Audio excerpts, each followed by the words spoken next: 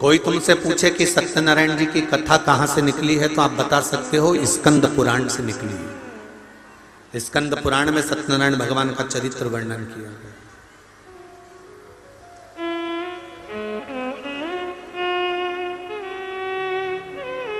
कितने लोग हैं जिनके यहां सत्यनारायण भगवान की कथा होती है? कभी तो हुई होगी, हुई है? चलो रखो। सत्यनारायण भगवान की कथा कौन सी है? पंडित जी जब भी कथा सुनाते हैं उसमें 5 अध्याय सुनाते हैं। बोलो। पहला अध्याय सुनाया, एक ब्राह्मण के घर पर एक लक्कड़हारे ने कथा सुनी। बोलो सही है कि गलत है? दूसरा अध्याय, फिर कथा सुनकर उसने कथा सुनी। फिर तीसरा अध्याय, उसने कथा सुनकर उसने कथा सुनी। फिर चौथा अध्याय, उसने कथा सुनी और उसने कथा सुनी। पर वो कथा थी कौन सी? जो सत्यनारायण जी की थी, जो सबने सुनी, पर आज तक वो 5 अध्याय में नहीं आई। तो वो कथा कौन सी थी? तो कोई तुमसे पूछे तो कह देना, शंकर भगवान को जानने के लिए ब्रह्मा और विष्णु ने ढूंढना प्रारंभ करा। भगवान विष्णु नीचे गए, ब्रह्मा ऊपर गए। केतकी का फूल, गाय, सबको लेके ब्रह्मा जी आए। नीचे खड़े हुए भगवान विष्णु से ब्रह्मा जी ने पूछा कि तुम्हें भगवान शंकर के चरण मिले? तो भगवान विष्णु ने कह दिया कि मुझे चरण नहीं मिले। शंकर भगवान के सामने भगवान नारायण ने सत्य बोल दिया था, इसलिए उनका नाम सत्यनारायण हो गया।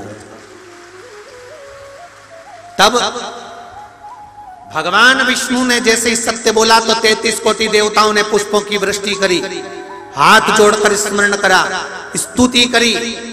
एक सुंदर कलश को सजाकर उस पर श्रीफल रखकर, आम पत्र को लगाकर, केल पत्र के साथ में भगवान विष्णु की आराधना करना प्रारंभ करी। और भगवान विष्णु की जब आराधना करी तो यही आराधना जब करना प्रारंभ करे तब उनको कदली फल मेवा का भोग लगाया, क्योंकि तुमने सत्य बोला है। सत्य बोलने वाले की पूजन संसार में होती रही है, इसलिए भगवान नारायण की उस दिन से पूजन प्रारंभ हो गई। अब कोई तुमसे पूछे कि सत्यनारायण जी की कथा कौन सी थी तो तुम बता देना कि कथा ये थी, और वो 5 अध्याय तो कथा के क्रम के। आपने जितनी बार भी सत्यनारायण जी की कथा सुनी होगी उसमें बताया होगा, उन्होंने कथा करवाई तो उन्होंने कथा करवाई तो उन्होंने कथा करवाई। वो कथा कौन सी थी? वो कथा ये। अब भगवान विष्णु ने ब्रह्मा जी से पूछा, आपको भगवान शंकर का सिर मिला? हाँ।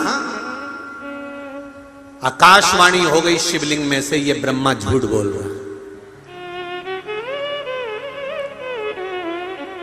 दुनिया के सारे मंदिर में, दुनिया की सारी भूमि पर, दुनिया की सारी जगह पर जाकर झूठ बोलोगे चल जाएगा, पर शंकर भगवान के सामने झूठ बोलोगे तो जिंदगी नरक जैसी निकल जाएगी, पूरी जिंदगी।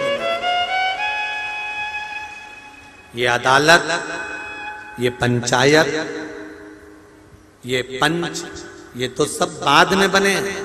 इससे पहले तो गांव के लोग निर्णय कराने के लिए शंकर जी के मंदिर लेके जाते थे। बोलो रे, जितने बैठे हो पुराने, सबको मालूम होगा। जरा सा कोई काम बिगड़ा, चल शंकर जी के मंदिर में उठा गंगा जली और कह दे कि तूने ऐसा नहीं करा।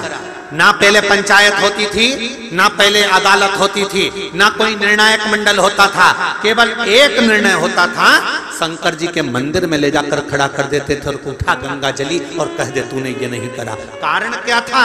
क्योंकि स्कंद पुराण, शिव पुराण, गर्ग संहिता, लिंग पुराण, नर्मदा पुराण, पद्म पुराण, सारी पुराण एक बात कहती है कि दुनिया में कहीं पर भी झूठ बोल लो, पर शंकर के द्वार पर झूठ मत बोलना। शिव के द्वार पर झूठ बोला तो जिंदगी नरक हो जाएगी। ब्रह्मा जी ने शंकर जी के सामने झूठ बोल दिया। और क्या झूठ बोला?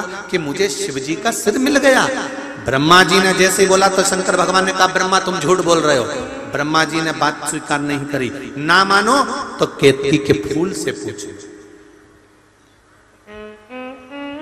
केतकी के फूल से शंकर भगवान के सामने भगवान विष्णु ने पूछा, बोल केतकी, क्या ब्रह्मा जी को सिर मिला है शंकर भगवान का?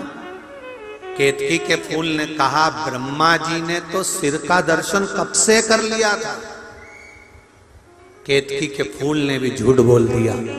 शंकर भगवान की आकाशवाणी हुई, हे केतकी के फूल, हे केतकी के पुष्प, मैं तुझे श्राप देता हूं, सारे देवताओं पर तू चढ़ेगा पर शंकर भगवान पर कभी नहीं चढ़ेगा। अगर भूल से भी चढ़ गया तो 1000 गौ हत्या के बराबर दोष लग जाएगा।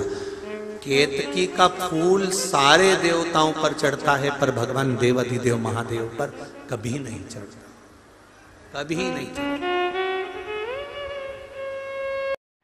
इसी प्रकार के उपाय और वीडियो देखने के लिए हमारे चैनल को सब्सक्राइब ज़रूर कीजिए। श्री शिवाय नमस्तुभ्यं।